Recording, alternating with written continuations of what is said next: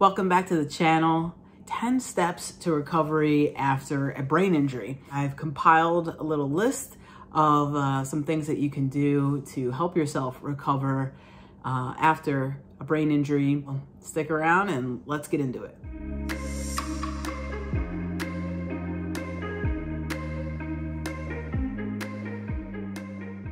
Okay, 10 steps to recovery after a brain injury. You know, in the beginning, I suffered with a lot of like depression and was down and really wasn't doing a whole lot of anything, just sort of waiting around, hoping to feel better. And that obviously isn't gonna work. So you have to kind of do something to get yourself going and give yourself a little push start, if you will.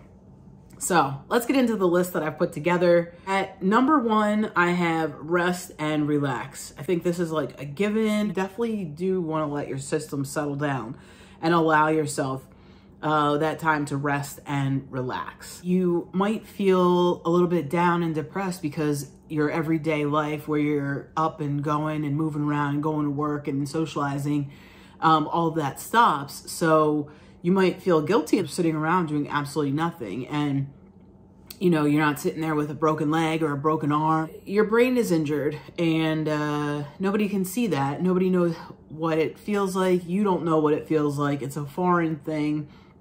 So you can get down on yourself and, but you really need to allow yourself that time to rest and sort of reset. I wasn't sleeping that well at night, so if I had to sleep during the day, then I had to sleep during the day. You really need to allow yourself to get sleep when you can.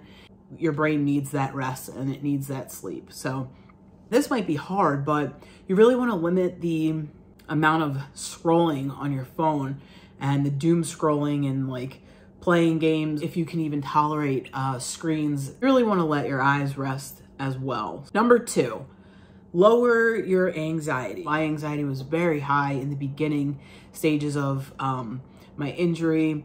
I was very anxious. I was like sort of always on edge and I thought something was wrong around every corner.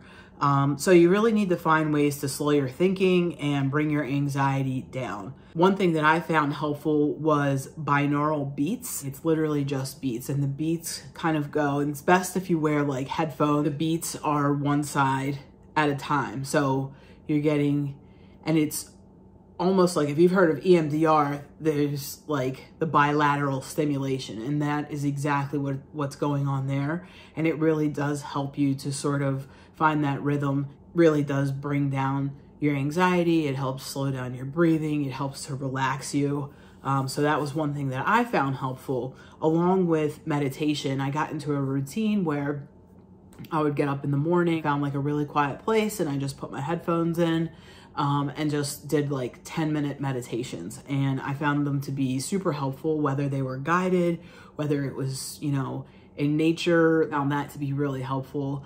Along with some of those meditations, you'll find some deep breathing exercises, so like breath work, and just doing some like purposeful breathing techniques. At number 3, I have change your mindset. This is really a reality and it really is difficult. And I'm not saying like, oh, just, you know, forget about what happened and you really have to just buckle down and like trudge through it. Absolutely not. But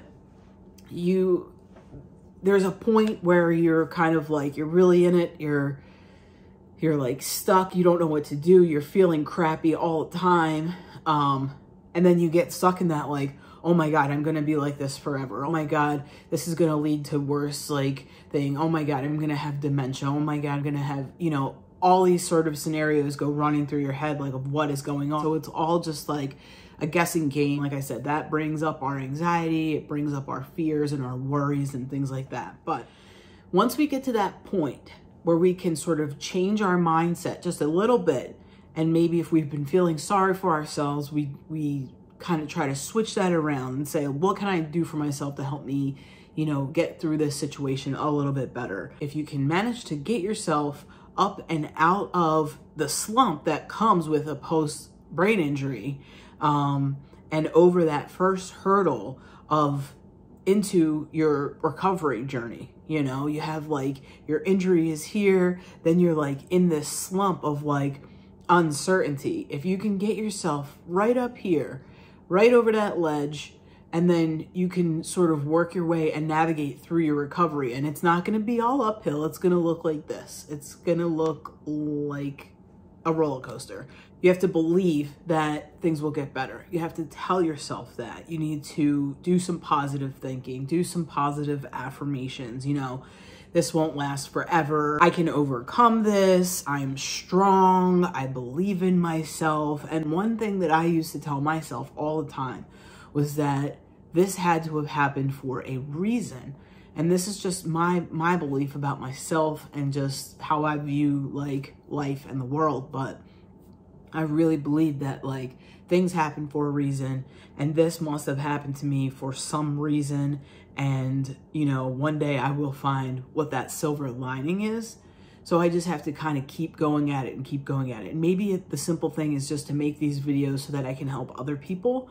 But even if it's just that, then I consider that a win. If that's what it is, then that's what it is. And I love it. If you can, change your mindset.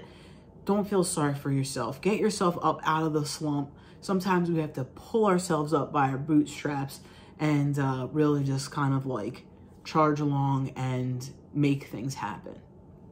Number 4 on the list, I have move your body. Exercising is important all the time. We already know that. But once you can kind of get past that constantly dizzy spinning feeling that you might feel, and you can do some light exercises, might be a 5 or 10 minute walk just around your neighborhood, and then, you know, gradually increase that as time goes on.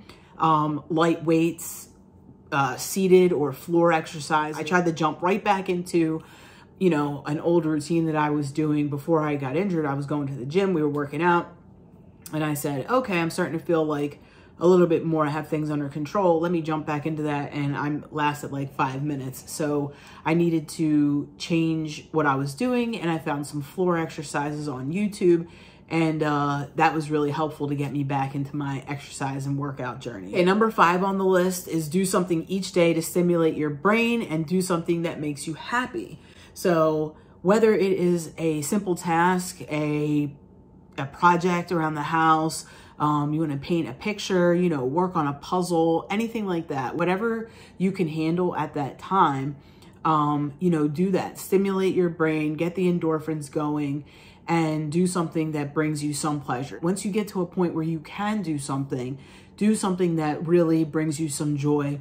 Get your, like I said, your endorphins going, get your feel-good chemicals going in your brain, and that will also help you along on your recovery journey. Okay, so number 6 on the list, practicing to retrain your brain. So whether that is at home on your own or actually, you know, with a therapist. If you're at home, you can work on puzzles, you can do Sudoku, crossword, word finds, those picture books where you have to like find the differences, things like that. And those things you can purchase at like the dollar store. I found it kind of helpful to have like actual paper like workbooks. It made me feel like I had like a task to do, and all of those little things, all those puzzles and brain games, they help to rewire your brain.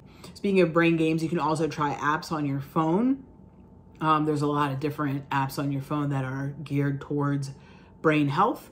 So check that out. And then you can also integrate maybe some art into your brain therapy for some stimulation. If you have that artistic side, it might be beneficial for you to open that up and kind of express yourself and maybe what you're going through artwork. It's always a good way to express yourself. Okay, number 7 on the heels of number 6 is therapy. And this therapy is a more professional based therapy, whether it is physical therapy or mental health therapy. The physical side of it being, you know, physical therapy itself, occupational therapy, speech therapy for brain injury, which includes the vestibular program and vision therapy as well. And you want to get into those things when you can. Your doctor might break it up and only have you do one therapy at a time. I did physical therapy by itself for about 6 months, and then I did speech therapy by itself for about 6 months. For a year straight, I went to physical therapy, occupational therapy, and speech therapy twice a week for a year. So, you know, depending on how much you can handle at one time, those types of therapies are definitely good options to look into to better your recovery if you have those available to you. Talk therapy to discuss even just the trauma surrounding the injury, any sort of depression or anxiety that has come up since the injury, and the things that you want to talk about, difficulties. It is definitely good to have an outlet, to have somebody to speak to get all of that stuff off of your chest. At number 8, I have learned about TBIs and advocate for yourself. Brain injuries are typically invisible injuries unless, you know, the people around you know you and know that you're kind of, something might be off. So gently educate the people around you about, brain injuries, invisible injuries, things like that. You can share videos like this or other podcasts and, you know, let them know how you feel, let them know what you're going through, what it feels like for you, and any struggles that you might have, and how they can support you moving forward on the journey of your brain injury recovery. At number 9, I have slowly get back to doing the things that you had to stop doing. So if that is, you know, you want to get back into exercising and walking, or if you can tolerate jogging, do something like that, maybe getting back to the gym. I couldn't get back to the actual gym, but I created a small gym in my basement and made that part of my routine. So that was really helpful. It definitely helped me to feel like myself again. Whether it's tasks around the house, yard work, you know, if you can ride a bike, definitely do that. You can work on your balance and any vision sensitivities that you might have. Obviously, don't pick the side of a highway, you know, a safe path in your neighborhood, or maybe a bike trail, something along those lines. Always keep safety in the forefront of anything that you do. So, and then shopping is another one, because shopping can become very difficult, especially in the beginning stages of a brain injury or a concussion.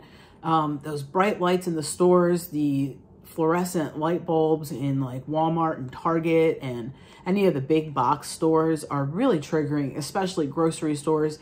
You know, not just the lights, but there's overstimulation all over the place in these stores. I mean, you have people walking all over the place. You have the sound of the carts. You have the lights. You have music playing in the background. You got beeping over here. You got this thing over here. There's everything on the shelf. You walk down an aisle and it's just like this vision tunnel that you're going through. And it is a nightmare for someone who is suffering from post-concussion, brain injury, anything like that. It is something to experience for sure. So when you can start to handle going into the grocery store or any of those big box stores, definitely do it, and do it in small doses, just like exercising, where you might start with 5 or 10 minutes. It's exposure therapy. You want to go there and you want to do it a little bit at a time. That way you can retrain your brain to absorb all of this information. So getting back to the things that you like doing is essential to your recovery. And at number 10, it is just to do the best that you can every single day. You know, don't give in to any of the setbacks that you might encounter, and there will be setbacks. I still experience setbacks now. You know, challenge them, meet them head on, understand, learn the patterns of how your brain and your body function and work. If you know, like, hey, I'm gonna have a busy Friday, Saturday, Sunday, on Wednesday and Thursday, I really need to take it easy. That way I can let myself recharge, prepare, and then make sure that you have that schedule clear on that Monday and maybe Tuesday to kind of let yourself rest and recuperate. Because a lot of times, even now with myself, I can do something and I might feel okay, a little bit weird here and there throughout the day, but then a day or two later, it really hits me, and that's when I am fatigued all the way out. I need to lay down. I'm kind of just like feeling useless. So there is that balance of like being able to do some things and then it kind of catching up with you a little bit later. So you have to kind of know how to work that. But definitely challenge those setbacks. And the most important thing is just try to continue living your life to the fullest. Live your new life, if that's what it is, and just embrace it and take everything day by day. So that is my 10 steps to recovery after a brain injury. I hope you found this list helpful. These things definitely did help me on my journey to recovery, and I hope it can do the same for you or a loved one. So if you like the video, give it a thumbs up, give it a like, leave a comment down below. Let me know your thoughts. If you've experienced any of these things, if you've tried anything, if you want to add to the list, that's even better. And do me a favor, hit the subscribe button. I would really appreciate it. See you in the next one.